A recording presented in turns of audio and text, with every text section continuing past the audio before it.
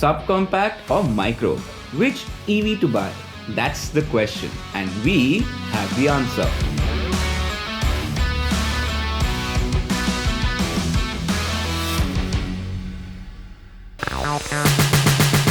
Between the Punch EV and the Nexon EV, there's a lot that's different. Platforms, segments, powertrains, and of course price. The only common thing they have is the fact that they are electric. After all, it's a battle between cousins, so there are some similarities. The design of both EVs here is very similar. They've got that family face. A full-width LED light bar here looks really neat and is EV specific. And while on paper the Punch is taller, the Nexon is longer and wider, so there's more space on offer. But the flared wheel arches, the sloping roofline and the overall aesthetics of the Nexon impress. It is the better looking EV of the two. Now the Nexon EV's rear is modern, more aesthetic, and that's because of the light bar it gets here. Again, LEDs springing on their beauty quotient. The Punch EV is a bit boring because it's very similar to its ICE version. A differentiation there would have been a nice touch.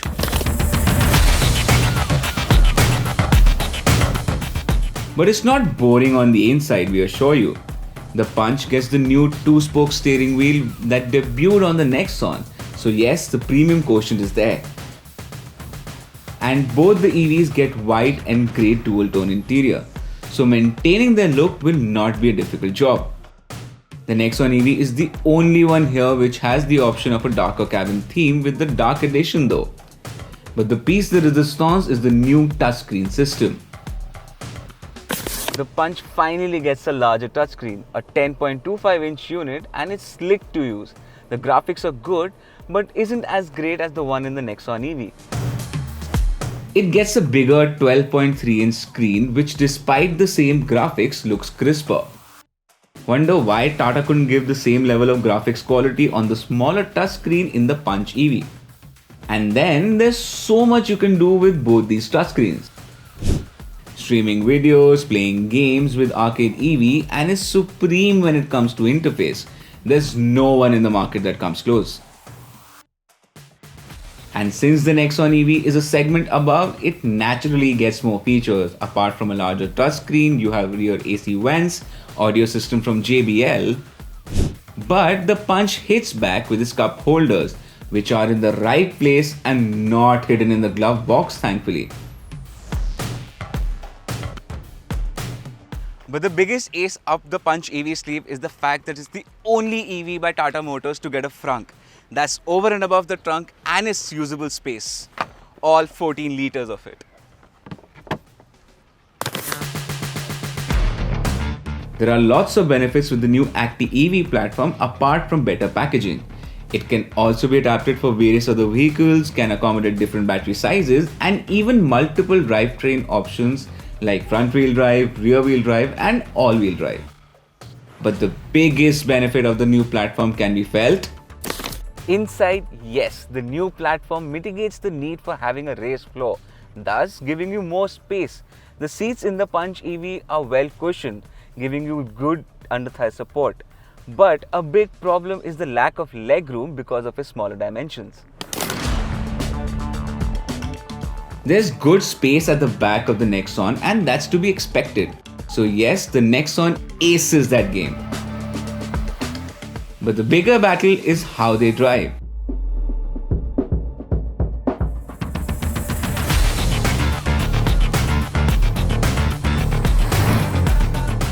Now, we've reviewed both the cars and told you about it, but driving them back to back gives a fresh perspective. The Nexon has the bigger battery pack when compared to the Punch, but there's one thing they both have in common. That feel of instant torque is missing on both, and that's on purpose. Both EVs have a flat torque curve, and that's done so that there is no power wastage and the range does not fall off a cliff when your right foot gets heavy. The Punch EV is slightly down on power compared to the Nexon EV. The micro-electric SUV has 121 bhp and 190 Nm on tap, while the subcompact electric SUV offers 142 bhp and 215 Nm.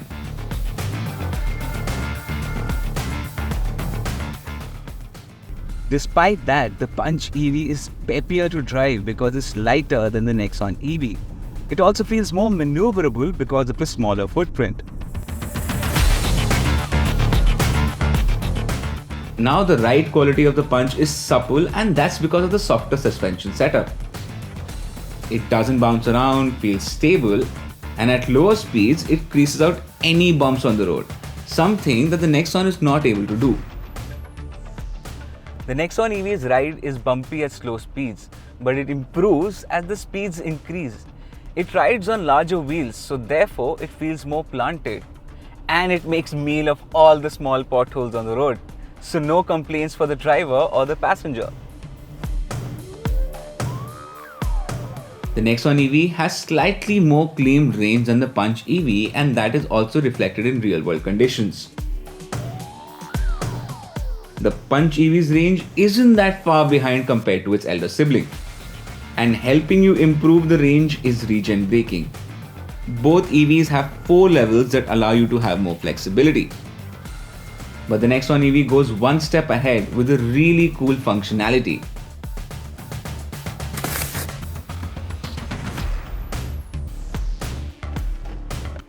We all know it as V2L technology, so the Nexon can charge other appliances, even other EVs, using the vehicle to load and vehicle to vehicle functionalities. Quite literally helping out a brother here.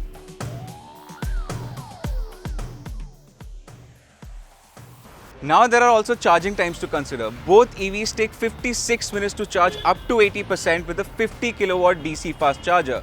But the difference lies with the 7.2 kilowatt wallbox charger. The Nexon EV takes 6 hours to charge, while the Punch EV takes 5 hours to top up. The Nexon EV then has an advantage. But all this tech comes at a price and is only available in the top end variant. So yes, that price goes up to about 20 lakh rupees. Tata has been careful that there is no overlap between the prices of both the models, so no cannibalization.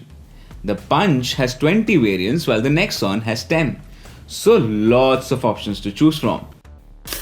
Now what you want to know is the running cost of both EVs. Let's say you drive around 10,000 kilometers every year and it costs you 10 rupees per kilowatt hour to charge your EV. With the Punch EV, it costs you 8,500 rupees per year, and for the Nexon EV, you'd have to shell out 9,500 rupees every year. Not much of a difference in the short run though.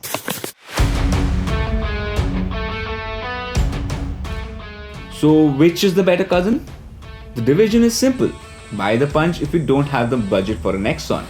It is that simple. So which are you going to choose?